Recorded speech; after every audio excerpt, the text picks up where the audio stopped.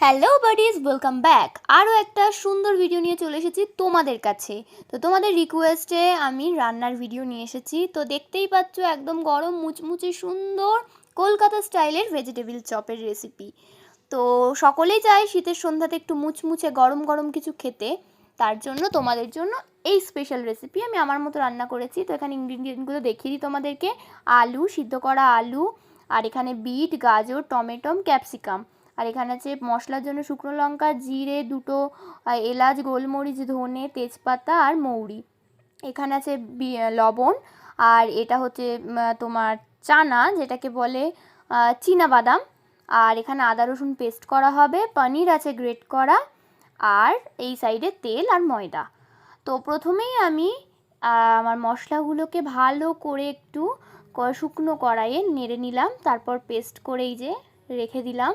এবার এগুলোকে আমি গ্রেট করব, এই সবজি তারপর আলু যেটা আছে সেগুলো আমি সমস্ত গ্রেট করে নেবো। ফার্স্টেই আমি গাজরটাকে গ্রেট করে নিচ্ছি খুব ভালোভাবে, তারপরে এই বিটটাকে গ্রেট করব। আর সবসময় মনে রাখতে হবে আমাদের ছোট যে গ্রেটারের যে গ্রেটারটা হয়, ছোট গ্রেটারটা, ওইটাতে গ্রেট করলে বেশি ভালো। আর এই যে এখানে হচ্ছে চীনাবাদাম আমি একটু ভেজে নিচ্ছি, কিন্তু তেলটা গরম হয়নি, তার আগেই আমি দিয়ে দিয়েছিলাম। যাই হোক, এই যে ভেজে আমি তুলে নিলাম চীনাবাদামগুলো। এখানে নতুন একটা জিনিস, যেটা হচ্ছে ক্যাপসিকাম। ক্যাপসিকাম অনেকে দেয় না, অনেকে দেয়, কিন্তু আমি একটু গ্রেট করে দিতে চাইছি যাতে ফ্লেভারটা ভালো লাগে, যেহেতু ওটা আমার ফেভারিট সবজি। আর এই যে এখানে আদা আর কাঁচা লঙ্কাটা পেস্ট করে নিলাম। তারপর একটু গরম তেলের মধ্যে একটু জিরে ফোড়ন দিয়ে ওই পেস্টটা দিয়ে দিলাম, আদা আর কাঁচা লঙ্কার। তারপর একটু হলুদ দিয়ে দিলাম, কারণ প্রচণ্ড ছিটকাচ্ছিল। তারপরে টমেটোগুলো দিয়ে দিলাম পরপর, একটু ভালো করে নাড়াচাড়া করে নেবো।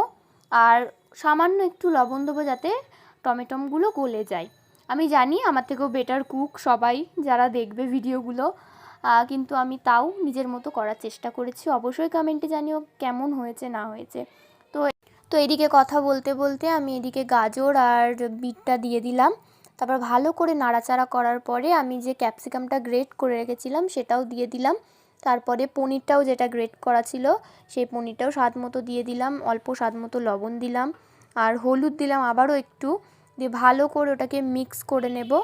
মিক্স করার সাথে সাথে যাতে ভালো করে ওটা সিদ্ধ হয়, জিনিসটা যতই গ্রেট করা থাকুক তবুও যাতে সিদ্ধটা ভালো হয়, তার জন্য একটু ঢাকা দিয়ে দিয়ে আমি নাড়াচাড়া করে নেব।